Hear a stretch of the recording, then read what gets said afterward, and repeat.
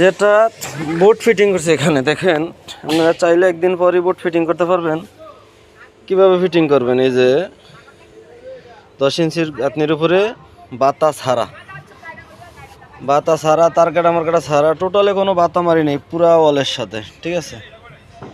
এই যে রড এইভাবে দিয়া, রডের ফিট দিয়ে দিছি দোনো পাশে একই অবস্থা, এল দিয়া, হ্যাঁ, একটা ইউ বানায়া দিয়ে দিছি। এই যে ভিতরে গাঁথনি দিয়া রডটাই পাশে বাড়াই দিছি, ঠিক আছে। অবশ্যই যদি 3 ঘন্টার কাজ করতে চান, 3 ঘন্টার কাজ 1 ঘন্টা করবেন এইভাবে। যেমন এই কাজটা টোটালি মিলিয়ে 40 মিনিট সময় গেছে এটা বসাইতে, ঠিক আছে।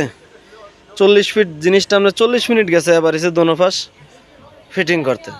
তো যারা করতে চান ঠিক এইভাবে কাজ করবেন, এইভাবে ফলো করবেন। কোনো তার কাটা লাগবে না, কিছু লাগবে না। সর্বোচ্চ 200 গ্রাম তার কাটা লাগবে 40 ফুট বোর্ড ফিটিং করতে, ঠিক আছে।